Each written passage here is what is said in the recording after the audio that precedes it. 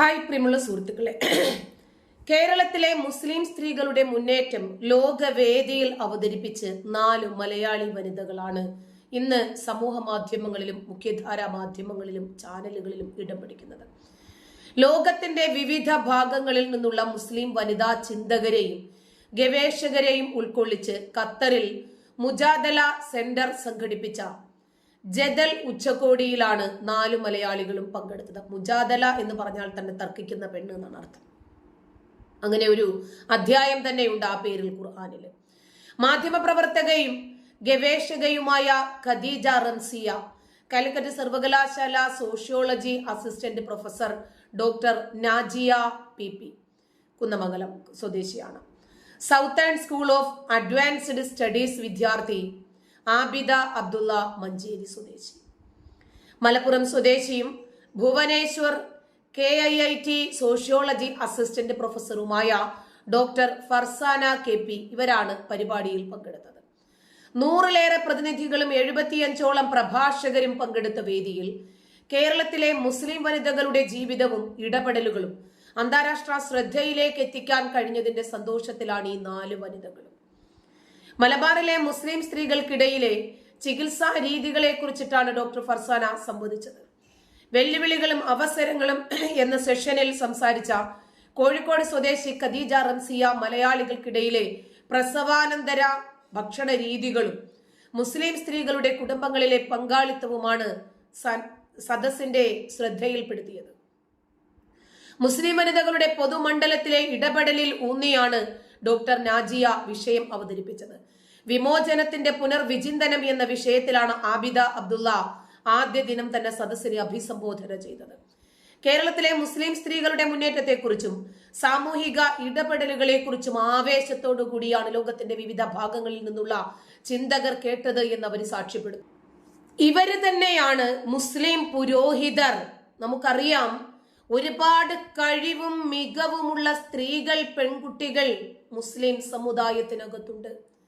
അവരുടെ വളർച്ചയെയും അവരുടെ ബുദ്ധിവികാസത്തെയും അവരുടെ ചിന്താമണ്ഡലങ്ങളെയും പരലോകം, സ്വർഗം, നരകം, വിചാരണ, മതം എന്നൊക്കെ പറഞ്ഞിട്ട് അടിച്ചമർത്തുന്നത് കൊണ്ടാണ് പല സ്ത്രീകൾക്കും ഉന്നതിയിലേക്ക് കയറി വരാൻ സാധിക്കാത്തത്.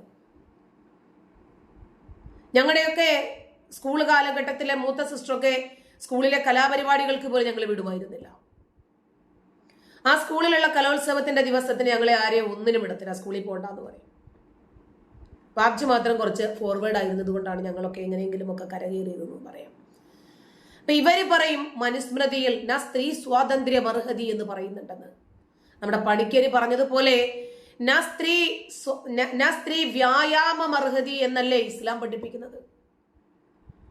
ഇടകലർന്നാൽ ഇടിഞ്ഞു വീഴുന്ന ഇസ്ലാമിനെ കുറിച്ചിട്ടല്ലേ പഠിപ്പിക്കുന്നത്. ഈ 4 വനിതകളും മുസ്ലിങ്ങളുടെ പ്രതിനിധിയായിട്ടാണ് ഇന്ന് ലോകം അറിയപ്പെടുന്നത്.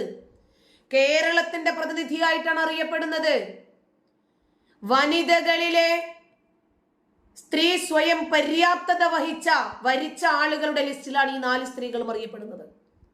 മതത്തെ മാനിച്ചതുകൊണ്ടല്ല. അവരൊരു പക്ഷേ മതവസ്ത്രമായിരിക്കാം, അവർ നമസ്കരിക്കുന്നുണ്ടാകാം, അവർ വിശ്വാസികളായിരിക്കാം. പക്ഷേ പൊതുധാരയിൽ മാനവിക മൂല്യങ്ങളിലൂന്നിയ ഭരണഘടനാ സ്വാതന്ത്ര്യത്തെ അവരെ പ്രയോജനപ്പെടുത്തിയിട്ടാണ് അവർ ഈ വിജയത്തിലേക്ക് എത്തിച്ചേർന്നത്.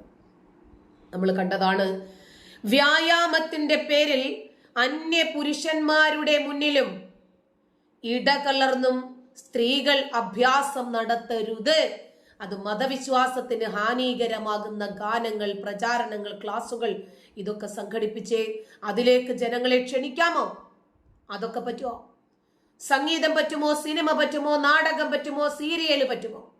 സോഷ്യൽ മീഡിയയിൽ മുഖം കാണിക്കാൻ പറ്റുമോ? ആണും പെണ്ണും ഇടകലർന്ന് പഠിക്കാമോ? ബസ്സിൽ യാത്ര ചെയ്യാമോ? പൊതു ഇടങ്ങളിൽ സംഗമിക്കാമോ? അവർക്ക് വിദേശത്ത് പോയി ജോലി ചെയ്യാമോ? യാത്ര ചെയ്യാമോ? എന്തിനേറെ ഇസ്ലാമിക രാജ്യമായ സൗദി അറേബ്യയിൽ പോലും മുസ്ലിം സ്ത്രീകൾക്ക് ഒറ്റയ്ക്ക് യാത്ര ചെയ്യാം. അവരിടകലരുന്നത് കൊണ്ട് ഒരു കുഴപ്പമില്ല അവർക്ക് ആർക്കും. ഇപ്പോ ഇറ്റലിയുടെ മെലോണിയുമായിട്ടാണ്, ജോർജിയ മെലോണിയുമായിട്ടാണ് നമ്മുടെ MBS മുഹമ്മദ് ബിൻ സൽമാൻ കൈകൊടുത്ത് നിൽക്കുന്ന ചിത്രങ്ങളും വീഡിയോകളും അവർ തമ്മിലുണ്ടാക്കിയ കരാറുകളുമാണ് ഇന്ന് മാധ്യമങ്ങൾ പോലും ചർച്ച ചെയ്യുന്നത്. ഈ സാഹചര്യത്തിൽ മുസ്ലിം സ്ത്രീകളുടെ നവോത്ഥാനത്തെ 6-ാം നൂറ്റാണ്ടിന്റെ ഗോത്രീയതയിലേക്ക് കൊണ്ടുപോയി കെട്ടാൻ ശ്രമിച്ചതിനെ എതിർത്തത് കൊണ്ടാണ് മുസ്ലിം സ്ത്രീകൾ സ്വയം പര്യാപ്തത വരിച്ചിട്ടുള്ളത്.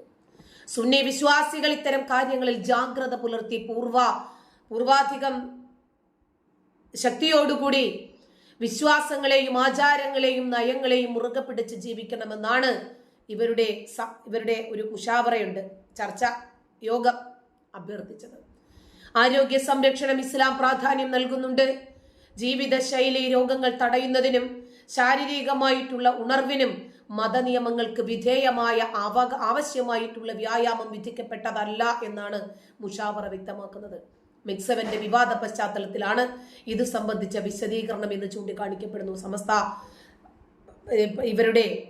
സമസ്തയുടെ ഭാഗമായിട്ട് ഫെബ്രുവരി 11-ാം തീയതി കോഴിക്കോട്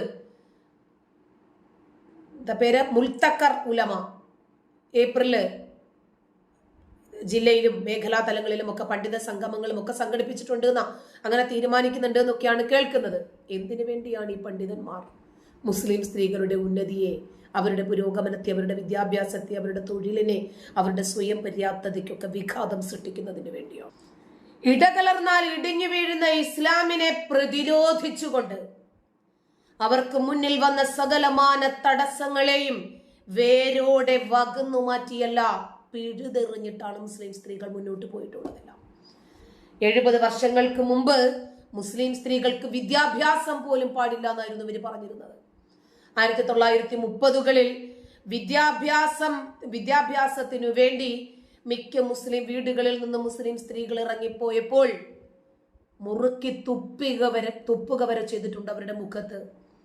ഫസൽ ഗഫൂറിന്റെ പിതാവ് ഒരിക്കലേ, ഡോക്ടർ ഫസൽ ഗഫൂറിന്റെ, അസ്ലം ഗഫൂറിന്റെ പിതാവ് ഒരിക്കല് എന്തോ ഒരു പ്രതിഷേധ യോഗവുമായിട്ട് പോകുമ്പോൾ അദ്ദേഹത്തിന്റെ മുഖത്തും തുപ്പിയ ഒരു ഹിസ്റ്ററി ഞാൻ എവിടെയോ വായിച്ചിട്ടുണ്ട്.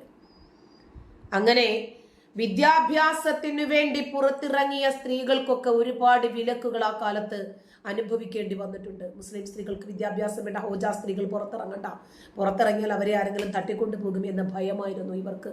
ഇന്നതൊക്കെ പറയാൻ പറ്റുമോ? കമ്പ്യൂട്ടർ വിദ്യാഭ്യാസം പറ്റില്ല, മൊബൈൽ ഫോൺ പറ്റില്ല, ആൻഡ്രോയിഡ് സിസ്റ്റം പറ്റില്ല.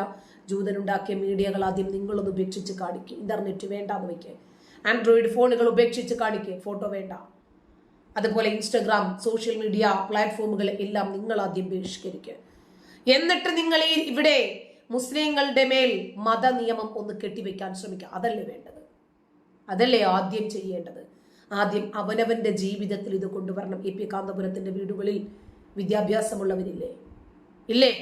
ഇവർ 6-ാം നൂറ്റാണ്ടിന്റെ ഈ ഗോത്ര മതത്തെ ഈ കേരളത്തിലെ മുസ്ലിം പെൺകുട്ടികളിൽ, സ്ത്രീകളിൽ അടിച്ചേൽപ്പിക്കാൻ ശ്രമിക്കുക വഴി ഓരോ ഭാഗങ്ങളിലായി മതവൽക്കരണം നടത്തിക്കൊണ്ടിരിക്കുകയാണ് അതീവ ഗൂഢമായി. അതിനെ പ്രതിരോധിച്ചതുകൊണ്ടാണ് 4 വനിതാ രത്നങ്ങൾ ഇന്ന് കേരളത്തെ പ്രതിനിധീകരിച്ച് അഭിമാന താരമായി നിൽക്കുന്നത്. നന്ദി.